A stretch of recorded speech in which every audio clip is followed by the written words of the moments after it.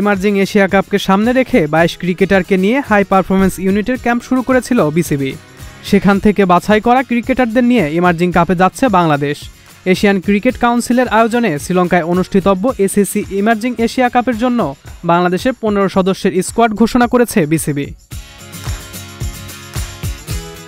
বাংলাদেশের নেতৃত্বে দেখা যাবে জাতীয় দলের হয়ে 6টি টেস্ট ও 2টি টি-20 খেলা সাইফ হাসানকে।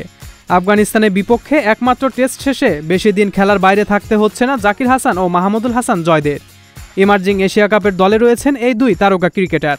এছাড়া জায়গা পেয়েছেন জাতীয় দলের বাইরে থাকা সৌম্য সরকার, শেখ মেহেদীর মতো তারকা ক্রিকেটাররা। এছাড়া তরুণদের এই দলে আছেন সম্প্রতি টেস্ট স্কোয়াডে ডাক পাওয়া শাহাদত হোসেন দীপু ও মুশফিক হাসান।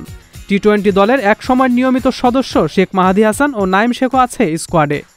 পারভেজ হোসেন ইমন, তানজিদ হাসান তামিম, আকবর আলীর মতো যুব বিশ্বকাপজয়ী তারকারাও জায়গা পেয়েছেন। 14 জুলাই শুরু হবে 10 দিনের এই টুর্নামেন্ট, যেখানে গ্রুপ পর্বে ভারত পাকিস্তানকে প্রতিপক্ষ হিসেবে পাচ্ছে না বাংলাদেশ ইমার্জিং দল। বিশ্বকাপের গ্রুপে প্রতিপক্ষ হিসেবে থাকছে স্বাগতিক শ্রীলঙ্কা, আফগানিস্তান ও ওমান, যেখানে প্রতি দল একবার করে একে অন্যের মুখোমুখি হবে।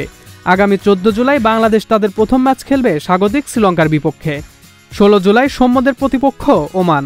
18 জুলাই আফগানিস্তান এ দলের বিপক্ষে গ্রুপ পর্বের শেষ ম্যাচ খেলবে বাংলাদেশ। এক নজরে দেখে নেওয়া যাক বাংলাদেশ ইমার্জিং দলের squad.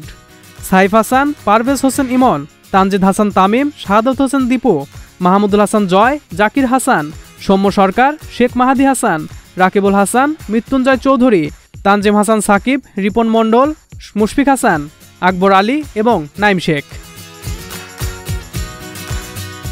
Sajal Khan, Mahajan IT.